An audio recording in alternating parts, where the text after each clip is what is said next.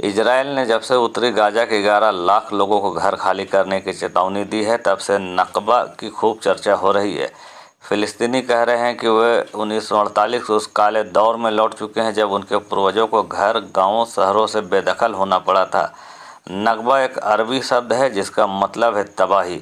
आसान भाषा में कहे तो फिलिस्तीनियों के 1948 में विस्थापन होने की घटना को नकबा कहते हैं। हर साल 15 मई को दुनिया भर के फिलिस्तीनी अपने पूर्वजों के साथ हुई बर्बरता को नकबा के रूप में याद करते हैं, जब इजराइल ने फिलिस्तीनियों को उनके घर, गांव, शहर से बेदखल कर दिया था।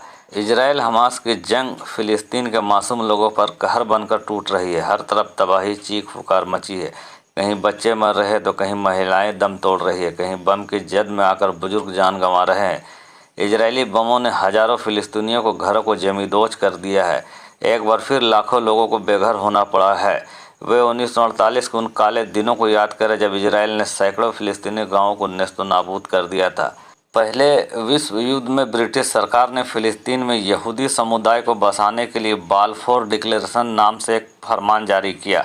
तब यहाँ यहूदी समुदाय की आबादी 80,000 हुआ करती थी। इस डिक्लेरेशन में ब्रिटिश ने फिलिस्तीन के 7.5 लाख आबादी को माइनॉरिटी यानी अल्पसंख्यक घोषित कर दिया। दूसरे विश्व युद्ध के खात्मे के बाद ज़ायोनी आंदोलन से जुड़े यहूदियों ने इजराइल के रूप में 14 मई 1948 को एक नए देश का ऐलान किया। इस दरमियान इजराइल ने फिलिस्तीन के 530 गांवों में तबाही मचाई। फिलिस्तीनियों के घर, गांव, शहरों पर कब्जा कर लिया। वे पड़ोसी मुल्कों में जाने को मजबूर हुए। नाराज अरब देशों ने कब्जे के विरोध में इजराइल पर हमला कर दिया, जिसका नतीजा यह रहा कि यहूदियों ने फ़लस्तीन के और भी हिस्से पर कब्जा जमा लिया।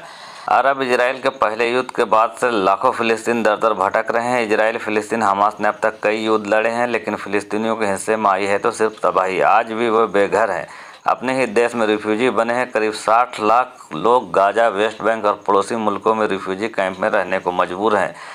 जिस तरह 1948 में लाखों फिलिस्तीनियों को बेघर होना पड़ा था, ठीक वही कहानी उत्तरी गाजा में रहने वाले फिलिस्तीनियों के साथ दोहरा रही है।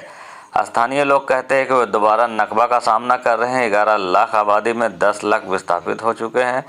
बमबारी के बीच ना तो वे गाजा से बाहर जा सकते हैं, ना ही उनके पास खाना पीना है और ना ही रहने का कोई ठिकाना है। मिस्र से होने वाली रफा क्रॉसिंग पर लगातार इजराइल बम गिरा रहा है। कहा जा रहा है कि दक्षिण गाजा की आबादी 12 लाख होने के नाते 10 लाख अतिरिक्त लोगों को शरण देने के लिए जगह नहीं बची है।